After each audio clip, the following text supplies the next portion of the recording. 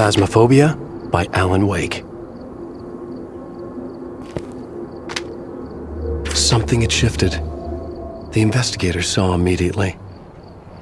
Ghost hunting contracts for GHD were always strange, but this was something else. Beyond the obvious change in the room, the television sets, the chalk drawings, there was something more subtle. A dark and unseen presence pressing against the fabric of reality, about to rewrite things for an unknowable purpose. The feeling had emanated from the typewriter that had manifested in the middle of the room with faint clacking of keys. More imagined than heard. The story on the page the investigator was now reading, was the description of what was happening to them now. They were trapped in a story. There was a growing number of ghost hunters who had picked up the contract.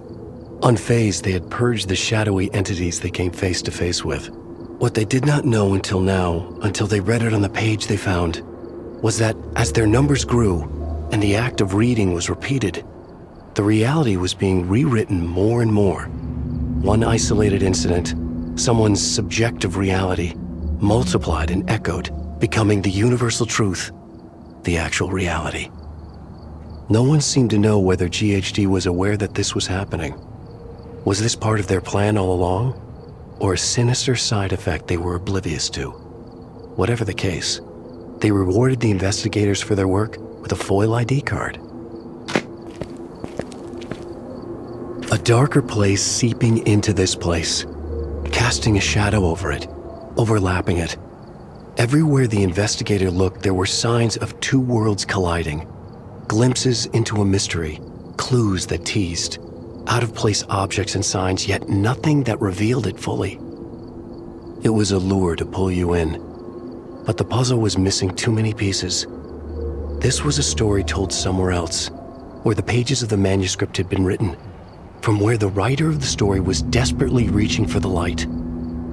And with that act, he was threatening to spill out the darkness of his prison. This was where the angel lamp charm also came from, where it held much more power than it ever could here. The investigator scanned the room with the UV light. As foretold on the page, an uneven spiral of words emerged, glowing in the violet dimness. Rational mind could not make sense of it. It came across as nonsense. It was the stuff that dreams are made of. And as such, it held within it great power and hidden meanings that were hopelessly lost in translation as they traveled across realities to seep out here. Only its writer knew what it meant, and there was a fair chance that he too was barking mad. Once, the handcrafted dolls had served another purpose and been involved in a case conducted by a different investigator.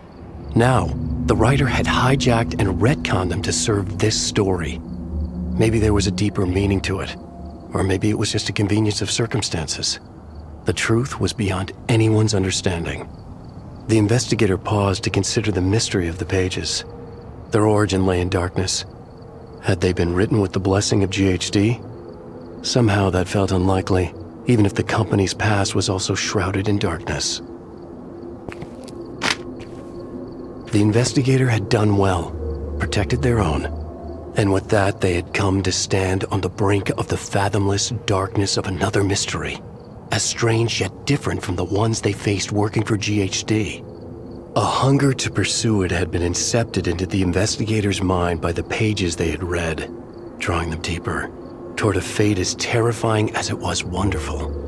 An invitation, but a warning as well, that should they pursue it, they might never be able to turn back.